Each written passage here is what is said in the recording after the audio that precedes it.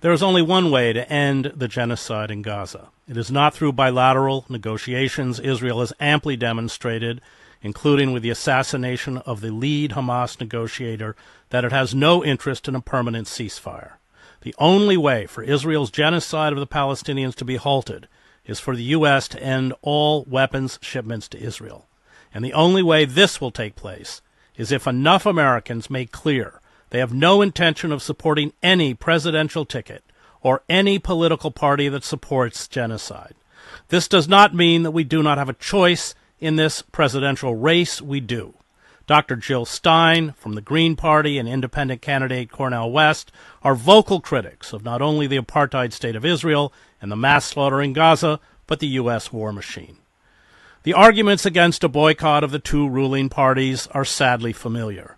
It will ensure the election of Donald Trump.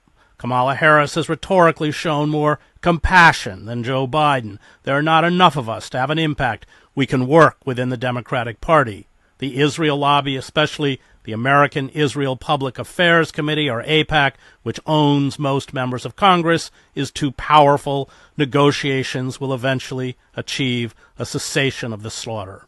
In short, we are told in election cycle after election cycle that we have no power, that we must surrender our agency to sustain a project of mass killing. We must accept as normal governance the shipment of hundreds of millions of dollars in military aid to facilitate the genocide, the use of vetoes at the UN Security Council to protect Israel, and the active obstruction of international efforts to end mass murder. We have no choice. Joining me to discuss the imperative to defy the two ruling corporate parties and Israel's ongoing genocide is Green Party presidential candidate Dr. Jill Stein and Green Party vice presidential candidate Professor Butch Ware.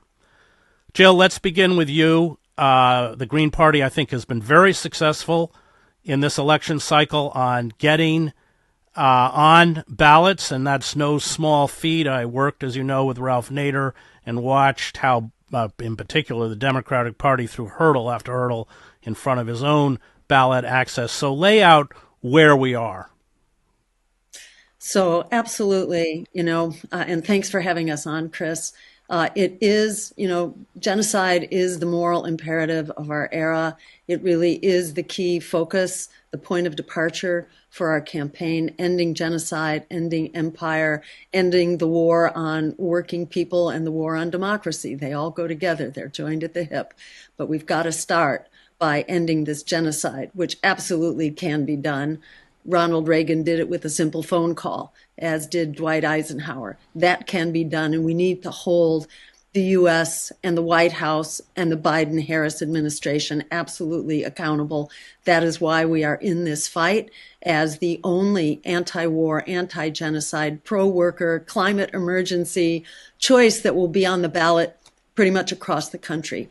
The Democrats, as you've said, Chris, they are pulling out all the stops, knowing that they cannot compete with us in the court of public opinion. They try to simply wipe their competition out and throw us off the ballot. They announced back in March that they would be hiring an army of corporate lawyers to basically try to nitpick us off the ballot. They've been trying to do that. They also have been advertising publicly for paid positions to manage infiltrators and spies in order to mess up our campaign. And they have also hijacked our public matching funds. We've earned, at this point, well over $300,000 worth of matching funds, which were granted and which were appropriated. And then the Treasury Department, the Democratic Treasury Department, basically took those funds and said they're not giving them to us until after the Democratic and Republican conventions, and those candidates had specifically declined the funding.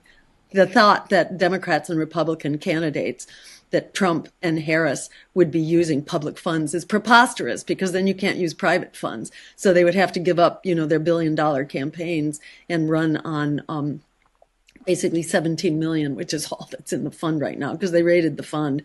At any rate, they've been pulling out all the stops to keep us off the ballot.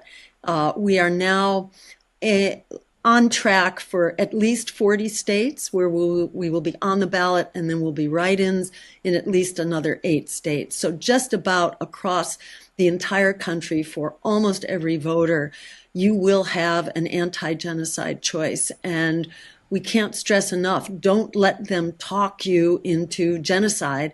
Don't let them talk you out of your humanity. This is not a done deal.